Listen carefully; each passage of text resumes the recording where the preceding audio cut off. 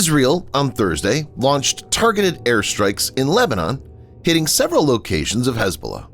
The attack was initiated by the Israel Defense Forces, IDF, shortly after Hezbollah gave a televised speech condemning the recent pager and walkie-talkie attacks in the country. IDF said in a post on X, "The IDF is currently striking Hezbollah targets in Lebanon to degrade Hezbollah's terrorist capabilities and infrastructure. For decades, Hezbollah has weaponized civilian homes, dug tunnels beneath them, and used civilians as human shields, having turned southern Lebanon into a war zone." It added, "The IDF is operating to bring security to northern Israel in order to enable the return of residents to their homes and achieve war goals." Thursday's attack came at a time when Hezbollah leader Sayyed Hassan Nasrallah was delivering a speech for the first time since thousands of explosions on booby-trapped radios and pagers hit the Iran-based Lebanese group earlier this week.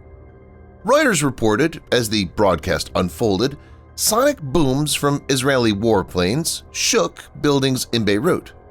In this video, Defense Updates analyzes why Hezbollah is a sitting duck for the Israeli Air Force.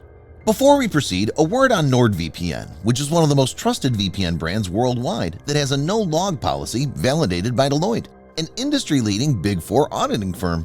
NordVPN provides an encrypted tunnel that protects your privacy by preventing external entry to your internet traffic, as well as enabling you to access content that's blocked based on geolocation. Best of all, with one NordVPN account, you can secure up to 6 devices at the same time.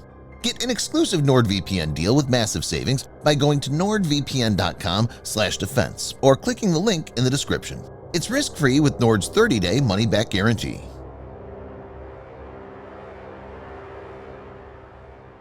Hezbollah is supplied mostly by the states of Iran and Syria via land, air, and sea. They obtain some equipment from other markets like Lebanon, North America, and Europe.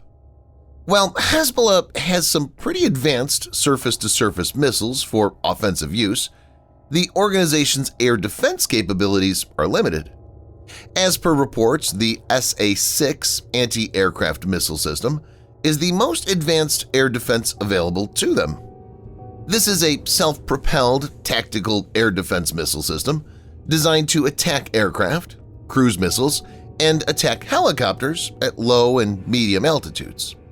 The system was developed by the Russian Topov company and was produced by the Vimpel MKB and NIIP companies. This is a very old system that was first introduced in the 1970s and has a maximum effective range of only 23 kilometers, or about 14 miles. With this kind of system, they can't do much against any modern Air Force.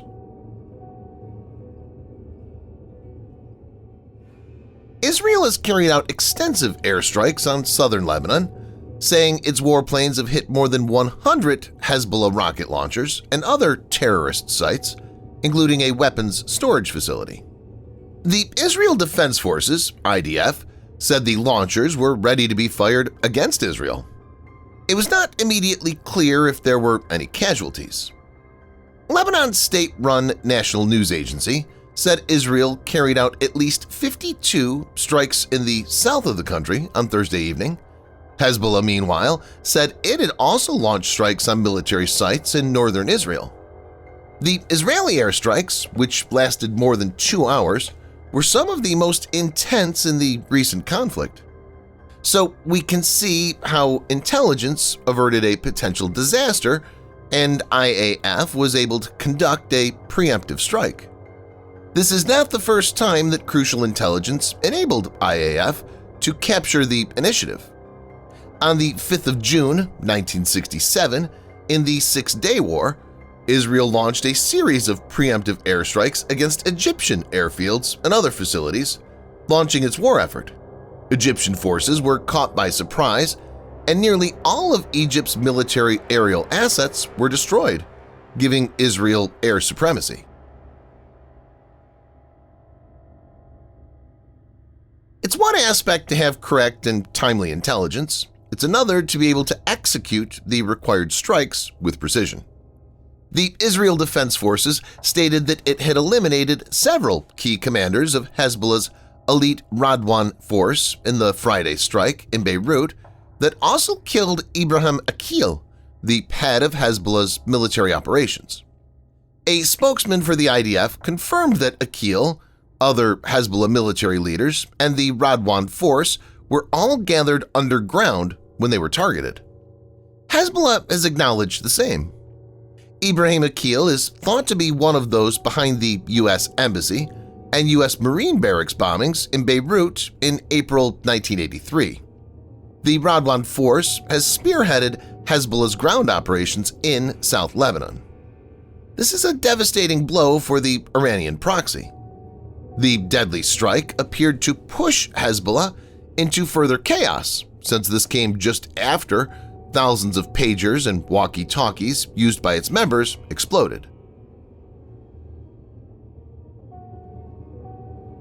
The Israeli Air Force has an estimated 648 aircraft of all types, manned and serviced by 35,000 active-duty personnel. Importantly, it's acquired the Lockheed Martin Joint Strike Fighter from the U.S. F-35 Lightning II is a fifth-generation, single-seat, single-engine, all-weather, stealthy, multi-role fighter. Israel is the first country outside the U.S. to acquire them and has a customized variant. It's already operationalized 36 F-35s and has plans to acquire around 75 of these.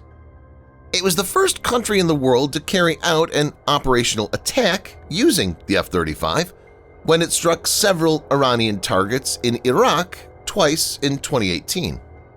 Not only this, as reported by the Kuwaiti Al Jarida newspaper, 2 F-35I Adir jets flew undetected over Syria and Iraq and were able to sneak into Iranian airspace without being detected, indicating that neither Iran nor Hezbollah has anything that can track it and engage it.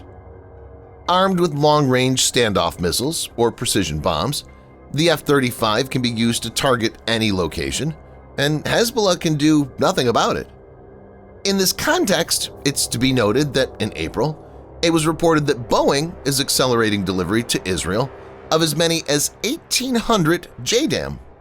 The JDAM is essentially a guidance kit that converts unguided bombs or dumb bombs into all-weather precision-guided munitions.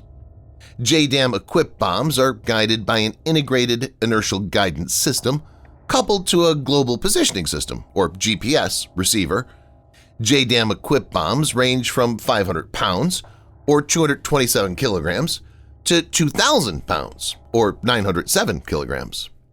So it can be said that there's no hiding place for Hezbollah. Subscribe for more videos like this. Hit the like button if you find the video interesting, and kindly provide your feedback in the comment section. This will help us improve.